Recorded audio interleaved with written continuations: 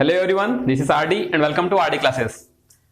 आज की हम कक्षा में राज्य व्यवस्था की कक्षा में अब अपने चौथे भाग में प्रवेश करने जा रहे हैं संविधान के, जो कि आपका DPSP directive principle of state policy अर्थात राज्य के नीति निदेशक तत्वों के बारे में चर्चा करेंगे।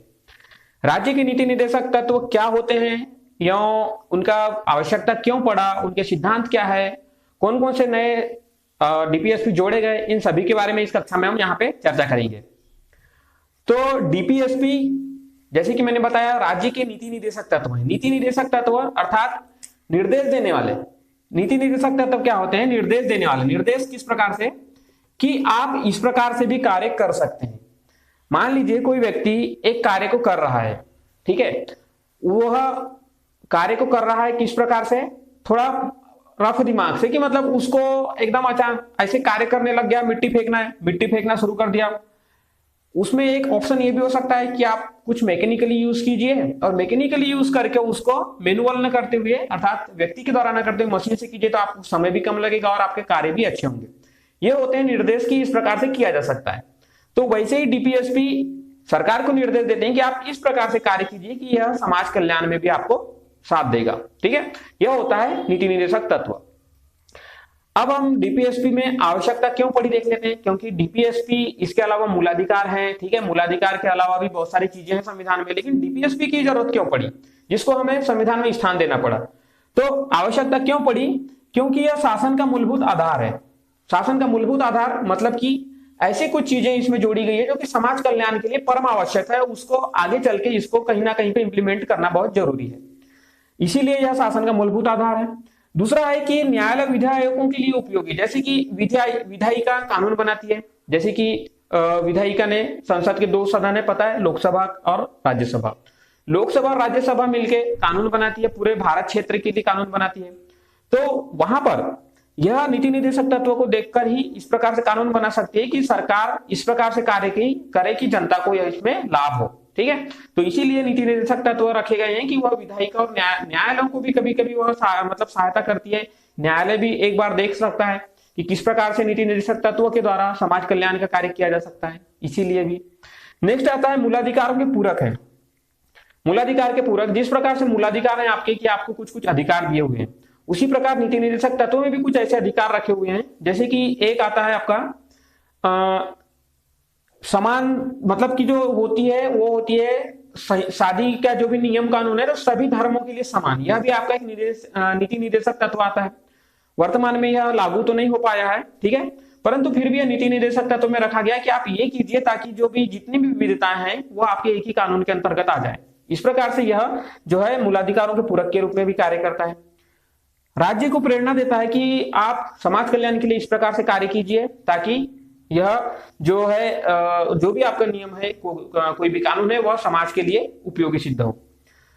इसका उद्देश्य अगर देखें तो राज्य को प्रेरित करना है। राज्य को प्रेरित करना कैसा? राज्य समाज के लिए कार्य करता है, सरकार होती है वो पूरे जनता के लिए होती है, जनता के द्वारा चुनी हुई होती है।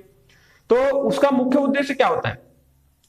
सरकार जो है जनता के द्वारा तो चुनी है, लेकिन कार्य भी उसको जनता के लिए ही करना है। तो उसका मुख्य उद्देश्य समाज कल्याण अर्थात लोगों का कल्याण।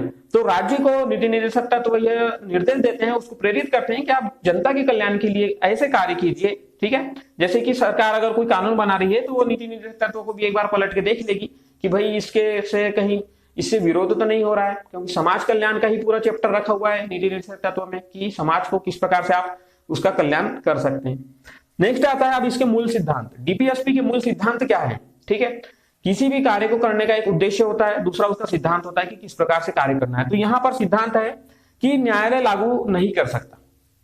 देखिए, इस बात को लिखना बहुत जरूरी था कि न्यायालय लागू नहीं कर सकता है। क्यों? क्योंकि 1947 में जब हमें स्वतंत्रता प्राप्त हुई तो आजादी के समय ऐसा था कि पूरे के पूरे नियमों को, पूरे पूरे कानूनों को लागू करना, लोगों को मूलाधिकार के अलावा भी उनको बहुत सारे ऐसे अधिकार दिए जा सकते थे, लेकिन उनको उस समय देना यह पॉसिबल नहीं था। यह हमारे पूरे भारत देश के हित में भी नहीं था उस समय के परिदृश्य में अगर देखें तो, क्योंकि उस समय संसाधन कम थे। ठीक है, इसीलिए बहुत सारी चीजों को लिख के रख दिया गया कि आने वाले भविष्य में आप इसको लागू करवा सकते हैं। तो इसीलिए वर्तमान में भी न्यायालय इसे लागू नहीं कर सकता है, क्योंकि अभी भी हमारी सिचुएशन उतनी अच्छी नहीं है कि हम सभी चीजों को लागू कर सकें। नेक्स्ट आता है राज्य इसके अनुरूप कानून बनाए। राज्य को यह निर्देश है कि आप डीपीएसपी को देख लें एक बार कानून बनाने के पहले कि कहीं समाज कल्याण से आप कहीं विरोध में तो नहीं जा रहे हैं, इसीलिए इसको नीति निर्देशक तत्वों को इसमें लिख दिया गया। यह जो है अनुच्छेद 36 से लेके आपका अनुच्छेद 36 से लेके अनुच्छेद 51 तक का आपका डीपीएसपी है, अर्थात राज्य के नीति निर्देशक तत्व इसमें शामिल किए गए। ठीक है, अब आता है कुछ कुछ जो नीति निर्देशक तत्व हैं, पहले तो बहुत सारे लिख दिए गए थे जब संविधान बनाया गया, परंतु बाद में भी जब आवश्यकता पड़ी तो उसको भी जोड़ा गया। क्या क्या जोड़ा गया वो देखते हैं। 42वां संविधान संशोधन हुआ 1976 में। ठीक है, इस समय क्या जोड़ा गया? समान अवसर और विधिक सहायता, अर्थात सभी को समान अवसर दिया जाएगा, चाहे वो सरकारी नौकरी में हो, ठीक है, संवैधानिक पदों में हो, इस प्रकार से। और विधिक सहायता की बात जब आती है तो क्योंकि हमारा जो भारत देश है, आजादी के समय हमारे पास संसाधन की कमी थी, हमारे पास पैसे नहीं थे। कई लोगों का अगर मान लीजिए केस लड़ना है तो सरकार उस समय सहायता नहीं कर सकती थी, इसीलिए इसको बाद में जोड़ा गया कि सरकार अब विधि में या कानून में नियम, जब आपको अदालती अगर खर्च कुछ ज्यादा हो रहा हो तो विधिक सहायता प्रोवाइड करेगी, इसको जोड़ा गया।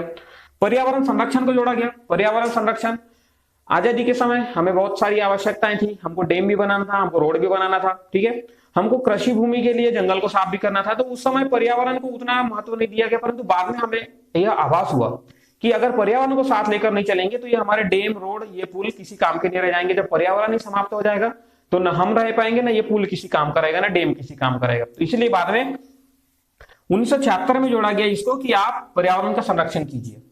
नेक्स्ट आता है कर्मकारों का प्रबंधन में भाग।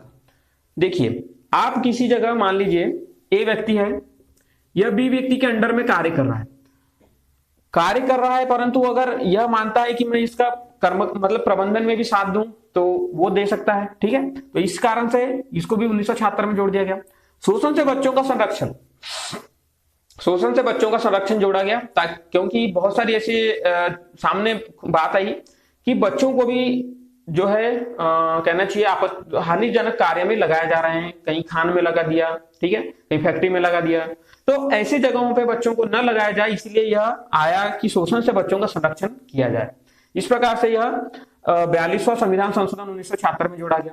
नेक्स्ट आता है 44वां जो संशोधन हुआ। ठीक है, 44वां संशोधन हुआ, वहां पे जोड़ा गया असमानता को कम करने का प्रयास किया गया, क्योंकि भारत जब अभी भी वर्तमान में भी देखें, यह पुराने समय से ही चला आ रहा है कि बड़ा जो उच्च जाति के लोग निम्न जाति के लोगों को दबाने का प्रयास करते हैं। यहाँ उच्च जाति निम्न जाति का शब्द का प्रयोग उतना खास करना तो नहीं चाहिए, लेकिन फिर भी एक ये दिखाया जाता है कि समाज में दो जाति के लोग हैं, उच्च और नीच, ठीक है, ये दिखाया जाता है।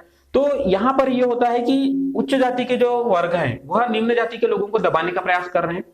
इसीलिए असमानता को कम करने का प्रयास करने के लिए 44वां संविधान संशोधन जब आया तो उसमें डीपीएसपी जोड़ा गया कि सरकार असमानता को कम करने का प्रयास करेगी। वह विभिन्न प्रकार से कार्य कर भी रही है सरकार, जैसे कि आरक्षण में कार्य करती है। ठीक है, आरक्षण देने का कार्य सरकार करती है कि आप निम्न पिछड़ी जातियों को आरक्षण दीजिए ताकि वे भी समान रूप से आप सामने उभर के आए। ठीक है, अभी ईडब्ल्यूएस कर दिया गया है, अर्थात इकोनॉमिक वीकर सेक्शन, अर्थात जो धन से गरीब है। पहले तो समाज की बात थी कि सामाजिक समानता की बात कर रही जा रही थी, वर्तमान में अब इकोनॉमिक सेक्शन को भी, अर्थात जो आर्थिक रूप से कमजोर है उनको भी समान रूप से या समानता में लाने का प्रयास सरकार के द्वारा किया जा रहा है। तो इस प्रकार से विभिन्न प्रयास सरकार के द्वारा चलाए जा रहे हैं, जो कि डीपीएसपी से ही निकल के आता है। ठीक है, इस प्रकार से आज की कक्षा में हमने डीपीएस की आवश्यकता और मूल सिद्धांत और संशोधन से जोड़े गए सब मतलब जो ये हैं अनुच्छेद, उनके बारे में चर्चा की। इसके आगे की कक्षाओं में हम डीपीएसपी के बारे में और डिटेल से अध्ययन करेंगे। और अगर कुछ डाउट है तो कमेंट कीजिएगा और लाइक कीजिए, शेयर कीजिए और चैनल को सब्सक्राइब कीजिएगा। धन्यवाद।